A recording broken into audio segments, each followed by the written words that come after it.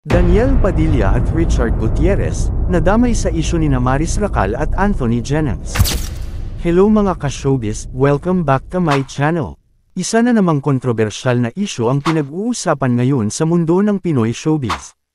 Ang Mathan Love Team ni Maris Racal at Anthony Jennings ay nasasangkot sa isang malaking kontrobersya na naging viral sa social media.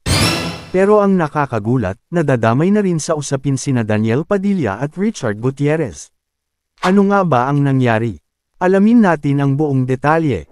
Ang kontrobersya ay nagsimula nang isiwalat ni Gemela Villanueva, ang dating girlfriend ni Anthony Jennings, ang di umano'y palitan ng sweet messages ni Anthony at Maris. Detalyado ang mga screenshots na inilabas ni Gemela sa social media, kaya naman mabilis itong nag-trend. Nagugat ito sa paratang na cheaters daw sina Anthony at Maris na ikinagulat ng netizens.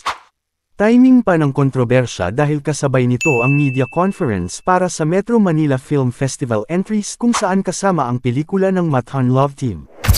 Ang masaklap, may mga nagbo-boycott na raw sa kanilang mga proyekto, lalo na sa pelikulang Incognito at ang pelikula ni Vice Ganda na And the Breadwinner Is.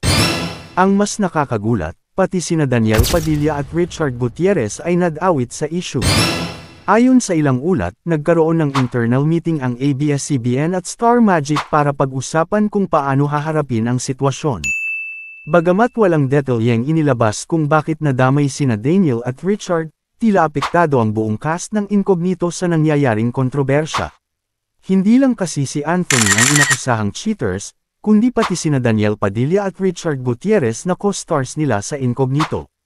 Pareho pa namang magaling sina Anthony at Maris, pero hindi naging maganda ang imahe nila dahil sa inilabas na pasabog ng dating girlfriend ng aktor. Ang netizens, hati ang opinyon. May mga naniniwala na mali ang ginawa ni Gemela sa paglalabas ng private conversations nina Anthony at Maris. Sinasabi ng iba na pwedeng magsampa ng kaso laban sa kanya dahil sa paglabag sa privacy. Pero para sa ibang tao, karapatan daw ni Gemela na ilabas ang kanyang nararamdaman bilang ex-girlfriend. Sa gitna ng kontrobersya, naglepa na rin ang memes at cancel culture na karaniwang nangyayari sa ganitong sitwasyon. Ang tanong, paano nga ba makaka-recover sina Anthony at Maris mula sa imaheng ito?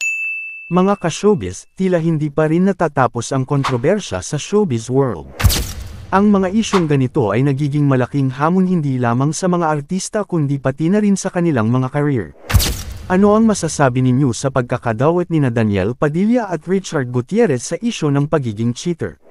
Mag-comment lang sa ibaba, at huwag kalimutang mag-subscribe at i-click ang notification bell para updated kayo sa mga bagong balita at chismis sa mundo ng showbiz. Hanggang sa muli, mga ka-showbiz!